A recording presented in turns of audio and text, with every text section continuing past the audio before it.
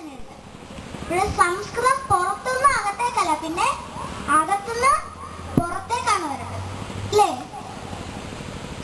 നമ്മുടെ എല്ലാ അമ്മയായ എല്ലാ ഭാഷകളുടെയും ജനനിയായ ആ സംസ്കൃതം ഭാരതീയരായ നമ്മൾ പഠിക്കണം, പഠിപ്പിക്കണം, സംസാരിക്കണം. പഠിച്ചാൽ മാത്രം പോരാ, പഠിക്കണം, പഠിപ്പിക്കണം, അത് പ്രചരിപ്പിക്കണം, സംസാരിക്കണം.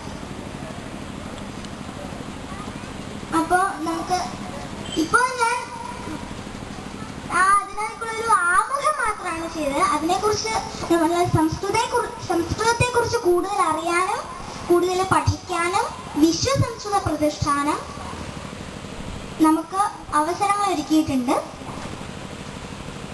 നമുക്ക് ഇതുപോലെ സംഭാഷണ ശിബിരങ്ങൾ, 10 ദിവസത്തെ സംഭാഷണ ശിബിരങ്ങൾ നടത്താൻ പറ്റും. അതിൻ്റെ ഒരു ചെറിയ ഭാഗമാണ് ഇപ്പോൾ ഇവിടെ അവതരിപ്പിച്ചത്.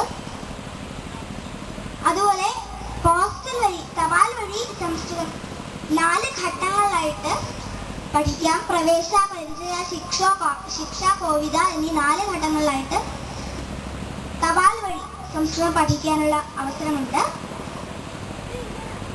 അതുപോലെ തന്നെ നമുക്ക് ഒരു ചെറിയ പുസ്തകം, വദതു സംസ്കൃതം, നമ്മൾ സാധാരണയായിട്ട് ഉപയോഗിക്കുന്ന എല്ലാ വാക്യങ്ങളും ഇതിനകത്ത് ഉൾപ്പെടുത്തിയിട്ടുണ്ട്. 5 രൂപയുള്ളൂ. അപ്പോൾ ഇതും നമുക്ക് ലഭിക്കുന്നതാണ്. അതുപോലെ തന്നെ